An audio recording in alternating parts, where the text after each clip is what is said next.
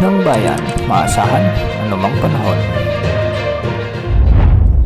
Magandang araw po sa ating lahat. Ngayon ay araw ng Sabado, November 1, araw ng Undas 2025 at narito lang ang pinakahuling update sa magiging lagay ng ating panahon. Sa kasalukuyan ay may minomonitor pa rin tayong LPA at bagyo sa labas ng ating area of responsibility. Huling namataan ang LPA sa Kanluran o sa layong 275 kilometers kanluran ng Coron, Palawan at hindi naman ito nakikitang lalakas na bagyo sa mga susunod na araw. Nakapalob ito sa Intertropical Convergence Zone na nakakapekto naman sa ilang bahagi pa ng ating bansa. Samantala naging bagyo na ang LPA na nasa silangan ng bansa.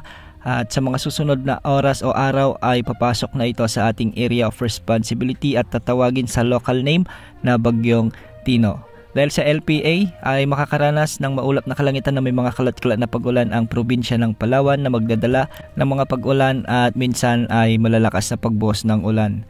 Samantala, shear line naman ang nakakaapekto sa mainland Cagayan na magdadala rin ng maulap na papawirin na may mga kalat-kalat na pag-ulan at isolated thunderstorms. Sa Batanes, saan naman ang bahagyang maulap hanggang sa maulap na kalangitan na may mga kasamang mahihinang pag-ulan dulot ng amihan o northeast monsoon. Intertropical Convergence Zone naman ang inaasahang magdadala ng bahagyang maulap hanggang sa maulap na kalangitan na may mga isolated rain showers and thunderstorms sa buong Visayas, Mindanao, Bicol Region at ang nalalabing bahagi ng Mimaropa. Sa Metro Manila at nalalabing bahagi ng Luzon, magiging bahagyang maulap naman hanggang sa maulap ang mga kalangitan na may mga isolated rain showers and thunderstorms. Dulot ito ng mga localized thunderstorms. Pinag-iingat natin ang lahat sa banta ng mga biglang pagbaha at pagguho ng lupa, lalo na kung may mga umiiral na malalakas na pagbuhos ng ulan. Samantala naging bagyo na nga ang LPA na nasa labas ng ating area of responsibility sa silangan ng bansa. Huli itong namataan sa layong 1,430 kilometers silangan ng northeastern Mindanao.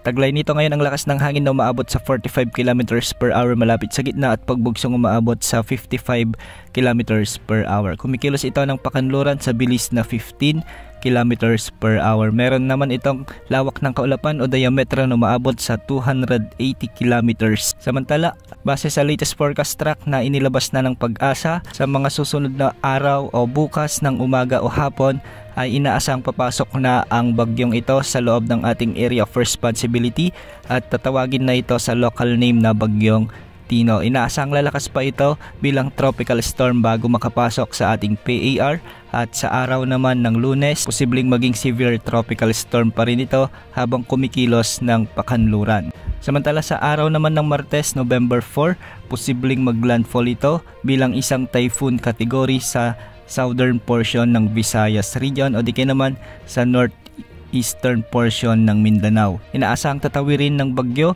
ang mga isla sa Visayas, particular sa may Leyte provinces, sa may Cebu, pwede rin sa Bohol. Inaasahang tatawirin ng bagyo ang Negros Island region at ang katimugang bahagi ng Panay Island. Malakas na pagbugso ng hangin din ang posibleng maranasan sa northern portion ng Palawan dahil inaasahang tatama rin ang sentro ng bagyong ito.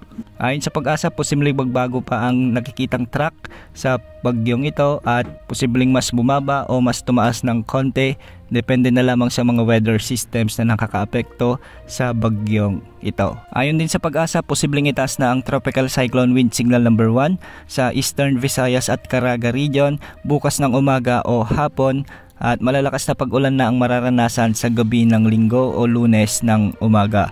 Ang pinakamataas na wind signal na posibleng itaas ng Pag-asa ay wind signal number 4 at hindi rin inaalis ang posibilidad na kung sakali man na magkaroon ito ng rapid intensification ay posibleng umabot rin ito sa super typhoon. Pero sa ngayon ay mababa pa ang tsansa nito.